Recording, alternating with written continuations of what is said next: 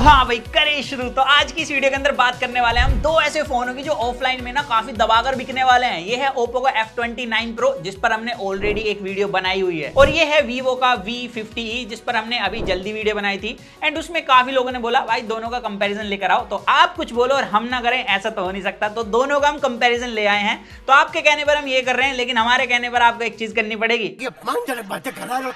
नहीं, ऐसा कुछ नहीं। आपको करना है चैनल सब्सक्राइब और वीडियो पर 10,000 लाइक का एम करते हैं। तो लाइक ठोको, सब्सक्राइब बटन जरूर प्रेस कर देना। ठोक दीजिए, 5,000 लौटे दिख जाना चाहिए।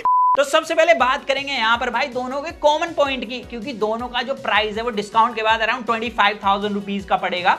एंड उसमें दोनों में 8 128 जीबी वेरिएंट आपको मिलने वाला है दोनों का ही।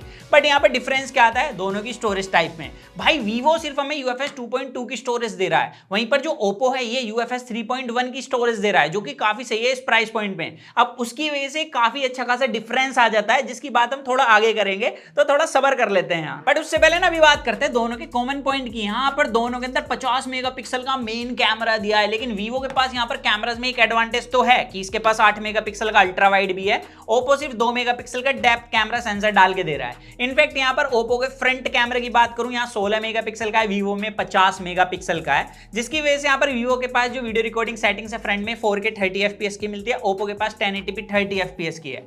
अब वीडियो कैसे रिकॉर्ड करते हैं वो आप यहाँ पर देख ही सकते हो। अब यहाँ पर मैं दोनों के फ्रंट कैमरे से वीडियो रिकॉर्ड कर रहा हूँ। डेफिनेटली Vivo के पास एडवांटेज तो है कि ये 4K 30 FPS तक वीडियो रिकॉर्ड कर सकता है फ्रंट कैमरे से, लेकिन यहाँ पर Oppo के अंदर जो 1080p 30 FPS का ऑप्शन मिलता है उसके अंदर वीडियो रिकॉर्डिंग आप देख सकते हो। डिटेल्स की डेफिनेटली कमी है, बाकी यहाँ पे स्टेबलाइजेशन आपको डेफिनेटली Oppo के पास बेटर मिल रही है। तो यहाँ पर आप बताना आपको किसकी ऑडियो और वीडियो क्वालिटी अच्छी लग रही है। तो वीडियो रिकॉर्डिंग डेफिनेटली फ्रंट कैमरे की बताऊं तो मेरे को Vivo की थोड़ी बेटर लगी है। स्टेबलाइजेशन दोनों के पास कमजोर है। अब Vivo की बेटर इस वजह से लगी क्योंकि यहाँ पर लाइट कंट्रोल अच्छा है, स्किन टोन को थोड़ा कंट्रोल कर रहा है Oppo के कंपैरिजन में, और यहाँ पर सेटिंग्स की भी एडवांटेज है। लेकिन बैक कैमरे में जो रिजल्ट है वो बिल्कुल फ्लिप हो जाता है। यहाँ पर बैक कैमरे में Oppo ज्यादा बेटर लाइट कंट्रोल कर रहा है। इनफैक्ट इसने टी शर्ट का कलर चेंज नहीं करा, Vivo ने टी शर्ट का कलर चेंज कर दिया और स्किन टोन भी काफी कॉन्ट्रास्टिक कर रहा है। तो यहाँ पर डेफिनेटली बैक कैमरे में दोनों में से भाई Oppo बढ़िया है, और दोनों के पास सेटिंग्स भी 4K 30 FPS की मिलती है बैक कैमरा वीडियो रिकॉर्डिंग में।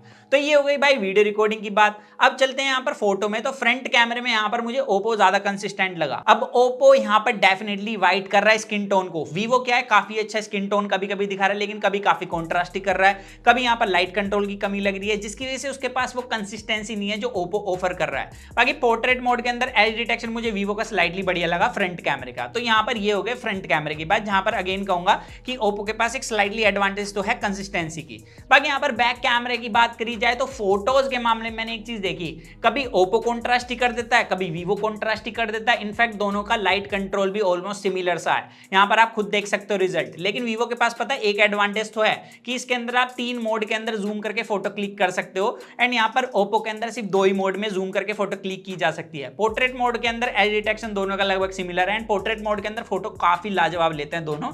बस फर्क आता है तो यहाँ पर टोन का, एक में वार्म टोन मिलता है, एक में कूल टोन मिलता है, जो टोटली आपको डिसाइड करना है कि आपको क्या चाहिए। तो यहाँ पर कैमराज में अभी तक मामला भाई 50-50 लगा मेरे को। लेकिन यहाँ पर Vivo के पास एक एडवांटेज जो आती है वो है अल्ट्रा वाइड की। इसके अंदर अल्ट्रा वाइड कैमरा सेंसर जो मिलता है 8 मेगापिक्सल का, वो काफी सही परफॉर्म करता है, जो कि Oppo के अंदर डेफिनेटली मिस है। तो भैया हम देंगे कैमराज में दोनों को 50-50। बाकी आप बताना आपको किसके कैमराज अच्छे लग रहे हैं। लेकिन जहां पर अब मुझे लगता है कि Oppo तगड़ी एडवांटेज ले जा रहा है वो डेफिनेटली बिल्ड है। यहाँ पर जब आप दोनों की बिल्ड देखोगे तो दोनों में एक कॉमन पॉइंट ये है कि दोनों IP68 और IP69 रेटेड है। अब Oppo को हमने टेस्ट कराया क्योंकि हमें ब्रांड की तरफ से आया था, हमने इस पे जेट स्प्रे मारा भाई, यहाँ पर ये खराब नहीं हुआ। लेकिन Vivo पर हमने हल्का फुल्का पानी डाल के देखा। अब ऐसा इसलिए क्योंकि भाई कोई भी कंपनी अगर आपका फोन इन हरकतों की वजह से खराब होता है तो उसे फ्री में रिप्लेस करके नहीं देगी, उसका फटका पड़ेगा हम लोगों पर। तो 25,000 के फोन पे करीब 10,000 का फटका लग जाएगा। अगर झेल सकते तो ट्राई कर लेना। और ये चीज ये लोग मेंशन भी करके रखते हैं। बाकी यहाँ पर जो Oppo है इसके पास एडवांटेज ये आती है कि ये है मिलिट्री ग्रेड प्रोटेक्शन के साथ। मतलब अगर ये अच्छी हाइट से भी गिरता है फोन तो इसके टूटने के चांसेस काफी कम है। हमने भाई टेस्ट करा, अपनी हाइट से गिरा, स्टेयर्स पर गिरा, ये टूटा नहीं। हल्का सा इसमें बस फ्रेम्स में डेंट आए हैं डेफिनेटली, लेकिन यहाँ पर इंटरनली कोई भी प्रॉब्लम नहीं हुई। एंड उसके पीछे रीजन है क्योंकि इन्होंने इंटरनली एक ऐसा फ्रेम लगा के दिया है जिसपे सारे मेन पार्ट्स लगे हुए हैं। अगर फोन गिरता है तो वो शॉक एब्जॉर्ब कर लेगा और मेन पार्ट तक उसका कोई इफेक्ट नहीं जाएगा। तो अगर आपके हाथ से फोन गिरकर ज्यादा टूटते हैं तो ओप्पो आपके लिए बढ़िया चॉइस होने वाला है। बाकी यहाँ पर दोनों में कॉमन पॉइंट की बात करें तो दोनों में प्लास्टिक बैक है, लेकिन यहाँ पर जो ओप्पो है इसने कहा है कि हमने high molecular fibre glass use करा है और ये चीज हमने देखी भी कि यहाँ पर गिराने के बाद इसमें कोई क्रैक नहीं आया। बाकी यहाँ पर साइड का फ्रेम दोनों में प्लास्टिक का यूज करा है एंड यहाँ पर फ्रंट प्रोटेक्शन में अगेन ओप्पो एडवांटेज ले जाता है क्योंकि यहाँ पर कॉर्निंग गोरिल्ला ग्लास विक्टस 2 की प्रोटेक्शन है और ये भी गिरा था नहीं टूटा। लेकिन भाई वीवो ने कहा कि कॉर्निंग गोरिल्ला ग्लास क्या होता है हमें तो नहीं पता, ये अपने फ्लैगशिप फोनों के अंदर भी नहीं देते फ्रंट में, तो यहाँ तो क्या ही देंगे। इस सज्जन को क्या तकलीफ है भाई। इसके अंदर Schott Xensation Alpha Diamond Shield glass use करा है। अब ये कितने ड्यूरेबल है इसकी अभी तो कोई भी जानकारी सामने निकल कर नहीं आई है, तो यहाँ पर ड्यूरेबिलिटी और बिल्ड के मामले में डेफिनेटली ओप्पो तगड़ी एडवांटेज तो ले जा रहा है। अब ना एक चीज में आपको दोनों फोन सिमिलर लग सकते हैं लेकिन रियलिटी में डिफरेंस है। जब आप वेट करोगे तो ओप्पो 182 ग्राम का है, वीवो 187 ग्राम का है। अब आप कहोगे भाई कितना ही फर्क है, दोनों सेम ही होंगे, तो डेफिनेटली दोनों काफी लाइट वेट फील होते हैं, काफी कंफर्टेबल भी है डे टू डे यूजेज में। लेकिन जो ओप्पो है ना ये हल्का फील होता है क्योंकि इसके पास जो वेट डिस्ट्रीब्यूशन एरिया है वो हल्का सा ज्यादा है इसकी विड्थ ज्यादा होने की वजह से, तो यहां पर इसकी वजह से जो ओप्पो है वो हल्का सा लाइट फील होता है। बाकी आपको डिजाइन किसका पसंद है वो आप मेरे को जरूर बताना क्योंकि देखो सब्जेक्टिव चॉइस है। अब यहां पर किसी को आलिया भट्ट पसंद है, किसी को दीपिका पादुकोण, तो वो तो आप ही बता सकते हो। तो सही है। अब बात आती है दोनों की डिस्प्ले की, जहां पर बहुत सी चीजें कॉमन है, जैसे कि दोनों के अंदर क्वाड कर्व डिस्प्ले दी है, लेकिन यहां पर जो ओप्पो है इसमें साइड का फ्रेम फ्लैट है, वीवो में हल्का सा राउंड है, जिसकी वजह से यहां पर जब आप फ्रंट से दोनों डिस्प्ले को देखोगे तो ओप्पो के अंदर बेजल्स थोड़े कम लगते हैं और ये चीज काफी अच्छे से विजिबल भी है। बाकी यहाँ पर चलें सीधे स्पेसिफिकेशन पर, तो दोनों के पास एमोलेड पैनल है, 1 बिलियन कलर शो कर सकती है, HDR10+ सर्टिफिकेशन के साथ, full HD+ 120 hertz refresh rate के साथ डिस्प्ले मिलती है। लेकिन यहाँ पर अब पीक ब्राइटनेस में आ जाता है डिफरेंस, जहां पर ओप्पो ऑफर करता है सिर्फ 1200 निट्स की पीक ब्राइटनेस, वीवो ऑफर करता है 1800 निट्स की पीक ब्राइटनेस। अब HBM ब्राइटनेस हमें वीवो की पता है 1300 निट्स की, लेकिन ओप्पो की नहीं पता, इन्होंने डिस्क्लोज नहीं करी। अब HBM क्या होता है, हाई ब्राइटनेस मोड, जब भी हम नॉर्मली अंदर फोन चला रहे हैं, आउटडोर कंडीशन के अंदर फोन चला रहे हैं, वहां पर काम आती है एंड उस कंडीशन के अंदर डेफिनेटली वीवो ज्यादा ब्राइट है ओप्पो के कंपैरिजन में। और यहां पर जब आप HDR कंटेंट स्ट्रीम कर रहे हो, क्योंकि पीक ब्राइटनेस भी वीवो की ज्यादा है, इस वजह से HDR कंटेंट देखते हुए वीवो की डिस्प्ले ज्यादा ब्राइट है। बट यहां पर पीक ब्राइटनेस का क्या, हर चमकती चीज सोना नहीं होती, वही वाली बात यहां पर आती है, क्योंकि जब आप दोनों में कंटेंट देख रहे हो और दो शेड्स आ रही हैं ब्लैक पार्ट की, एक हल्की है और एक ज्यादा है, वो वीवो मिक्स कर देता है क्योंकि इसका कलर कॉन्ट्रास्ट रेशियो काफी हाई है। कंटेंट देखते हुए ये चीज आपको इजीली देखने के लिए मिलेगी। लेकिन ओप्पो की जो डिस्प्ले है वो वेल ट्यून्ड लगती है जब आप इसके अंदर कंटेंट देखोगे, तो यहां पर ये फर्क आ जाता है, जिसकी वजह से डिस्प्ले एक्सपीरियंस ओप्पो का अच्छा है लेकिन ब्राइटनेस वाला पार्ट वीवो का ज्यादा बेटर मिलता है। लेकिन नॉर्मल कंटेंट देखते हुए ना भाई ओप्पो थोड़ा ज्यादा ब्राइट निकल कर आए। इवन जैसे मैंने बताया कलर कॉन्ट्रास्ट रेशियो ओप्पो का बढ़िया है, तो ओवरऑल एक्सपीरियंस जो है ना डिस्प्ले के साथ ओप्पो का बढ़िया रहा। तो ये रहा मेरा कंक्लूजन, मतलब ब्राइट जो है वो वीवो की डिस्प्ले है लेकिन कलर कॉन्ट्रास्ट रेशियो ओप्पो के ज्यादा बेहतर हैं। इसके अलावा बात करें डिस्प्ले फिंगरप्रिंट सेंसर दोनों में मिलता है, स्पीड रिकॉग्निशन दोनों की काफी फास्ट है। हैप्टिक्स यहां पर भाई ओप्पो के पास सॉलिड वाले मिलते हैं लेकिन इसकी इंटेंसिटी काफी कम है, मतलब वो वाइब्रेशन ज्यादा अच्छी फील नहीं होती। लेकिन जो वीवो है इसके अंदर स्प्रिंगी टाइप है बट यहां पर इंटेंसिटी काफी है, जिसकी वजह से ओप्पो से ज्यादा अच्छे फील होते हैं। अब है मेन घड़ी, जहां पर बात करेंगे हम दोनों की परफॉर्मेंस की। अब यहां पर मैं बता दूं कि दोनों के पास MediaTek Dimensity 7300 प्रोसेसर है, बट ओप्पो के पास 7300 एनर्जी है, कोई छोटा मोटा प्रोसेसर नहीं है। अब ये वाले जो प्रोसेसर है ना, काइंड ऑफ ओप्पो के लिए बनाए जाते हैं, एक्सक्लूसिव होते हैं इन्हीं ब्रांड के लिए। अब इससे फर्क क्या पड़ता है, जब हमने Antutu बेंचमार्क टेस्ट रन कराया तो यहाँ पर वीवो का स्कोर 6.5 लाख था, तो ओप्पो का अराउंड 7 लाख हमें स्कोर देखने के लिए मिला, और ये चीज यहाँ पर आप देख सकते हैं। बाकी यहाँ पर जैसे UFS 3.1 की स्टोरेज टाइप मिलती है ओप्पो के अंदर, वीवो के पास 2.2 की है।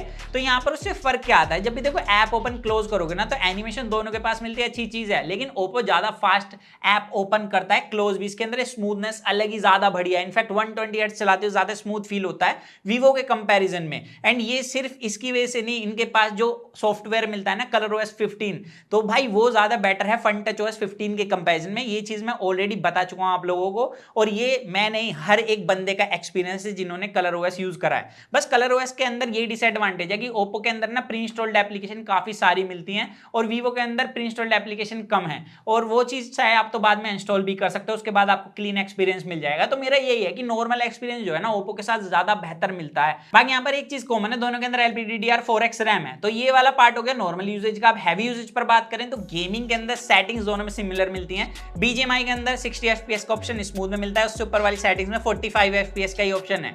अब गेम प्ले दोनों का मेरे को लगभग सिमिलर लगा, सेटिंग्स के हिसाब से बढ़िया है।